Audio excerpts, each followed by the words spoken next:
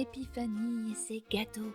Frangipane ou galette des rois à base de pâte d'amande dans le nord, ou brioche des rois avec de la brioche, du sucre et des fruits confits dans le sud. Pour ma part, j'ai plutôt un faible pour la frangipane. Avoir un faible pour quelque chose, ça veut dire tout simplement aimer ou préférer cette chose, dans le sens de c'est ma petite faiblesse. On parle aussi parfois de péché mignon, une référence qui nous vient de la culture catholique. Car contrairement aux 7 péchés capitaux, comme la gourmandise, qui sont de grands péchés, le péché mignon est un petit péché léger. Car après tout, Est-ce ma faute si notre Père a fait les hommes moins puissants que Lucifer? mais la vraie question que tu dois te poser si tu apprends le français, c'est pourquoi est-ce qu'on dit de la brioche, du sucre et des fruits confits? Eh bien, tout simplement parce qu'on parle ici de quantités indéfinies ou imprécises, si vous préférez. Soit parce qu'on ne peut pas les compter séparément, et dans ce cas-là, ils restent au singulier, ce sont les fameux indénombrables. Here's Johnny! Soit parce qu'on peut les compter séparément, mais qu'on ne le fait pas. Dans ce cas-là, ils sont au pluriel. Prenons par exemple des fraises. J'espère que vous les trouvez très jolies parce que j'ai passé du temps à les dessiner. Elles sont pas belles mes fraises. Par exemple, j'ai des fraises. On peut compter les fraises séparément. Une fraise, deux fraises, etc.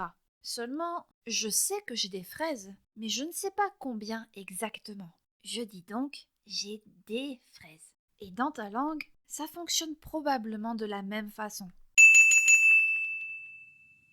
Car très souvent, la logique est plus ou moins la même dans toutes les langues. Ce qu'on ne peut pas compter est au singulier et ce qu'on peut compter est au pluriel. Ce qui est donc singulier ou indénombrable dans ta langue l'est très probablement aussi en français. Un autre exemple assez simple, les liquides, comme l'eau, le vin ou encore le café. On ne peut pas compter le liquide, il reste au singulier. Oui, mais prof, on dit bien de café s'il vous plaît. Tu as raison.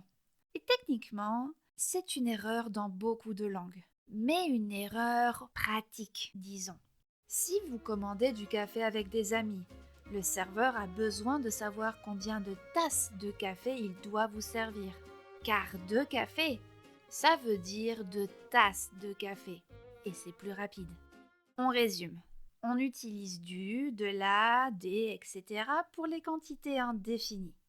Si on peut les compter séparément, on utilise le pluriel, comme par exemple des fraises. Si on ne peut pas les compter séparément, on utilise le singulier, comme par exemple de l'eau avec le L apostrophe parce que eau commence par une voyelle, ou de la brioche. Attention, en français, quand on parle d'une chose en général, on utilise l'article défini. Il n'aime pas les chats, en général. Elle adore les animaux, toujours en général. Allez, pour voir si tu as compris, essaie de continuer cette phrase qui commence par G avec chocolat, banane et thym. J'ai du chocolat, j'ai des chocolats. À toi de me le dire en commentaire.